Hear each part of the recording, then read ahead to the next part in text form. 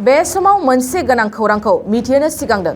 उन्दै बैसोआव जुलि खालामग्रा एबा जुलि लानो साननाय हौवा हिन्जावफ्रा सांग्रां जानाया मोजांसै। मानोना रायजोनि गेजेराव उन्दै बैसोआव जुलि लानायखौ होबथानो थाखाय गोख्रों नायबिजिरनो सरकारा थांखि लाबाय।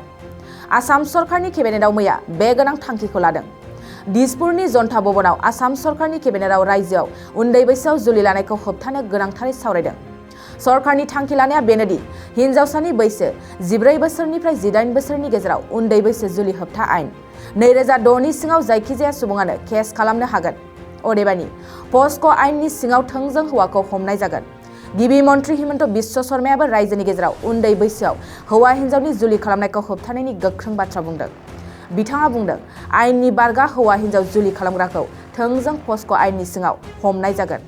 मख'नो गोनांदि बे केबिनेटआव उन्दै बैसोआव जुलि खालामनायखौ होबथानायनि अनगायैबो जोनोम जागोदान गथ'सानि थैनाय हारखौबो बाङाइ खालामनो सरकारा थांखि लाबावदों।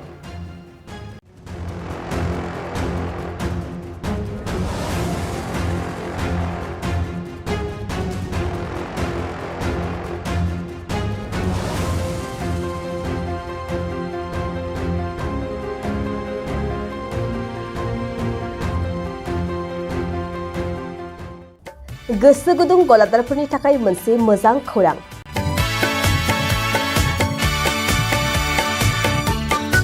अदालगुरिनि रेवथा सारियालियाव खुंनो लानाय मिरु एबसुनि 50 बोसोरसालिया जथुमायाव एगजिबिसननि थाखाय गलादारफोरनिसिम जर'खा फोसावनाय।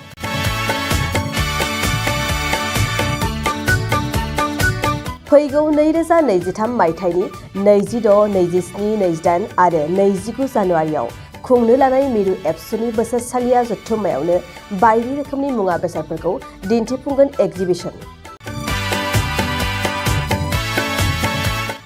बे एगजिबिसनावनो आबादारि, हेन्डलुम, टेक्सटाइल, फिचारि आरो हारिमु बायदि बायदि आयदाफोरखौ दिन्थिफुंनो थांखि लादों बानजाय आफादा।